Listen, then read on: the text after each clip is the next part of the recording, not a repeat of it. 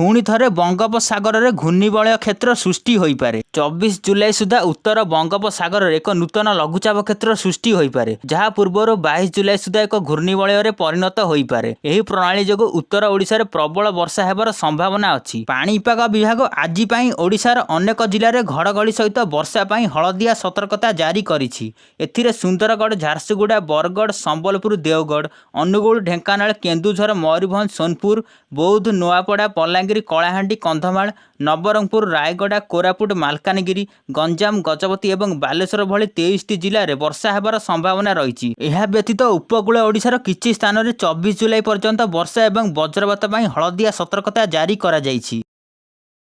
हीराकुद जल भंडार रे जलस्तर वृद्धि पाइबा जोगु शुक्रवार अपराह्न रे आउ 2टी गेट खोला जाइछि। या सहित वर्तमान मोट 4टी गेट रु पानी छड़ा जाइछि, 3टी बाम कूल और गोटे दक्षिण कूल। काली अपराह्न 3:30 सुधा जल भंडार जलस्तर 610.47 फुट रे पहुंची। यही समय प्रति सेकेंड 1,40,510 घनफुट पानी जलस्तर भीतर को प्रवेश करुछि, जेतेबेले जल भंडार मोट 99,190 घनफुट पानी बाहर को जाउछि। छड़ा जाउथिबा अधिकांश पानी महानदी जाउछि। जदि किछि पानी विद्युत उत्पादन, शिल्प एवं बरगढ़, काश्मीर एवं संबलपुर केनाल भली जलसेचन केनाल रे मध्य छड़ा जाउछि। गत 24 घंटा मध्य जल भंडार एवं उपर तलमुंड अंचल में हालुका वर्षा रेकर्ड करा जाइछि। निरंतर वृद्धि पर सुना मूल्य रे सामान्य ह्रास घटी, जेतेबेले रूपा मूल्य सामान्य ह्रास पाई। तथापि अंतर्जातीय आर्थिक कंपानी सिटी ग्रुप आकलन करिछि जे आगामी दिन में रूपा मूल्य रे एक बड़ वृद्धि देखा एवं सुना सस्ता हो पारे, विशेषकर जदि विश्व बजार में कंचा माल मूल्य ह्रास पाए। आज भुवनेश्वर में 22 कैरेट सुनार मूल्य 91,050 टंका प्रति 10 ग्राम एवं 24 कैरेट सुनार मूल्य 99,330 रे पहुंची। रूपा 1,24,000 प्रति किलोग्राम रे पहुंची। सिटी ग्रुप विश्वास करे जे रूपार जोगाण ह्रास एवं निवेश चाहिदा को वृद्धि यहाकू प्रति $40 पर्यंत नहीं पारे। उच्च शिक्षा विभाग राज्यर समस्त विश्वविद्यालय एवं कॉलेज गुड़िक एक गुरुत्वपूर्ण निर्देश जारी करिछि। एबे एही शिक्षानुष्ठान गुड़िक सेमानकर कैंपस रो प्रमुख स्थान रे महिला हेल्पलाइन नंबर 181 स्पष्ट भाव में प्रदर्शन करने पड़िबो। एहा सहित सेमानकु कार्यस्थल रे महिला मानक यौन उत्पीड़न आईन 2013 कड़ाकड़ी भाव में पालन करने एवं एहा विषय रे सचेतनता वृद्धि करिया पई कर्मशाला आयोजन करने मध्य निर्देश जारी करिछि। छात्र, शिक्षक एवं अणशिक्षक कर्मचारी समस्ते एही कर्मशाला रे जोग देबे एवं आईन रो व्यवस्था पालन करने को शपथ नेबे। शिक्षानुष्ठान कैंपस रे महिला मानक सुरक्षा एवं सशक्तिकरण को प्रोत्साहन करिया पई एही पदक्षेप निया जाइछि।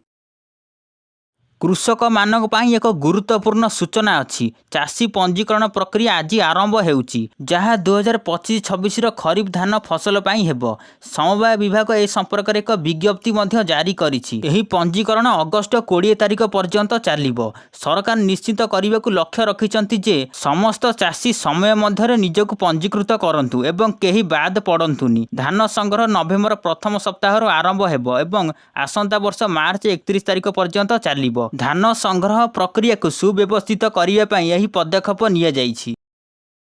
साधारण लोकों पाई खुशी खबर आसुची। पेट्रोल एवं डीजेल दर खूब शीघ्र ह्रास पाई पारे, जहाँ लोकों को मुद्रास्फीति आश्वसी देव बोली आशा करा जाउछि। केंद्र मंत्री हरदीप सिंह पुरी सूचित करिसेंति जे जदि अंतर्जातीय बजार रे अशोधित तैलर मूल्य प्रति बैरेल $65 पाखापाखि स्थिर रहे, तेबे भारत में तैल मूल्य रे ह्रास संभव। विशेषज्ञ माने यह मध्य विश्वास करती जे आगामी 2 ରୁ 3 मास मध्य तेल सस्ता हो पारे, जदि कौनसी नूतन भू राजनीतिक संकट न हुए। वर्तमान तैल कंपानी गुड़िक भल लाभ करुछंती, जहाँ मूल्य ह्रासर संभावना को वृद्धि करुछि।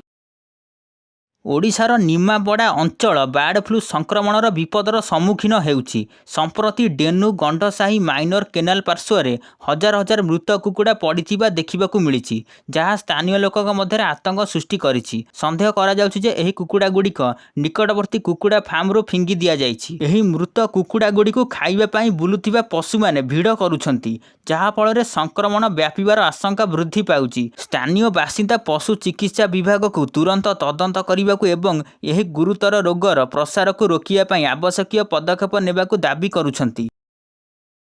लोकसेवा भवन में अनुष्ठित 2 दिनिया जातीय सुशासन सम्मिलनी अवसर में मुख्यमंत्री मोहन चरण माझी ओडिशार प्रगतिशील मॉडल प्रदर्शन करथिले। मुख्यमंत्री कहिसंती जे ओडिशा एक विपर्यय प्रवण राज्य एक विकासशील राज्य रे परिणत होईछि। से गुरुत्वारोप करथिले जे उत्तम शासन प्रत्येक नागरिकर अधिकार एवं अधिकारी दायित्व।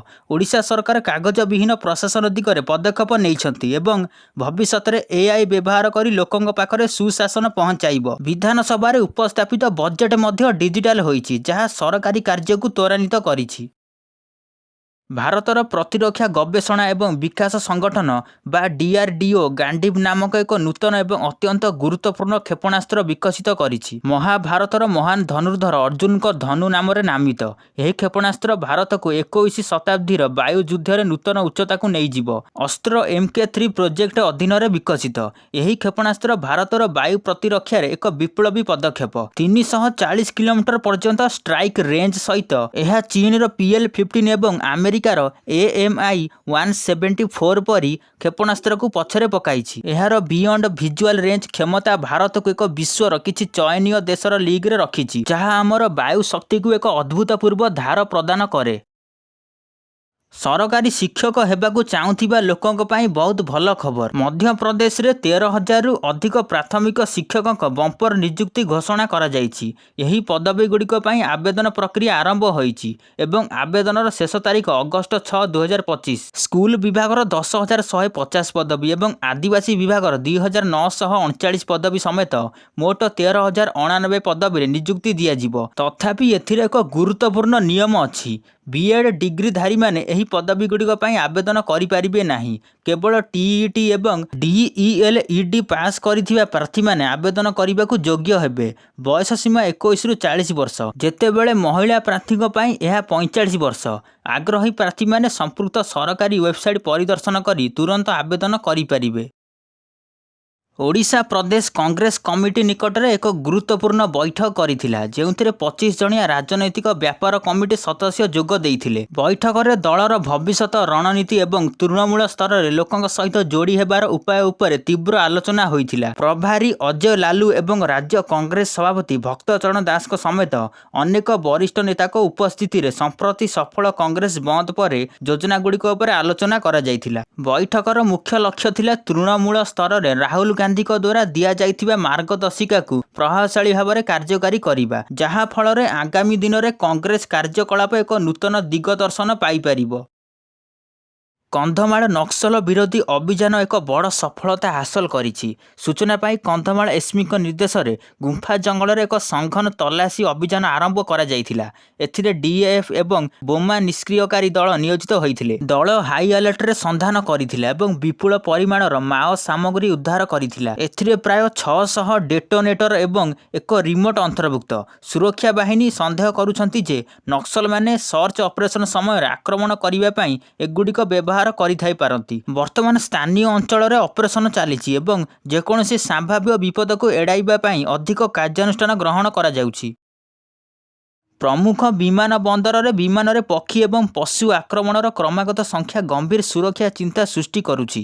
गत 2 वर्ष मध्य 20टी व्यस्तबहुल विमान बंदर में 2,000 रु अधिक एपरी आक्रमण रेकर्ड करा जायछि। तथापि एही वर्षर प्रथम 5 मासरे एही संख्या ह्रास पाई 641 होईछि। दिल्ली विमान बंदर एही घटनार तालिकार शीर्ष रे अछि जेतेबेले अहमदाबाद विमान बंदर द्वितीय स्थान रे अछि। एही गंभीर समस्या को मुकाबिला पई DGCA मुख्यालय रे एक गुरुत्वपूर्ण बैठक अनुष्ठित होइथिला। कला आलोक फास, राति दृष्टि दूरवीक्षण, बादुड़ी चिन्हट उपकरण एवं पक्षी पर्यवेक्षण एवं जीव वैज्ञानिक नियुक्ति भली नूतन रणनीति एवं ग्रहण करा जाउछि।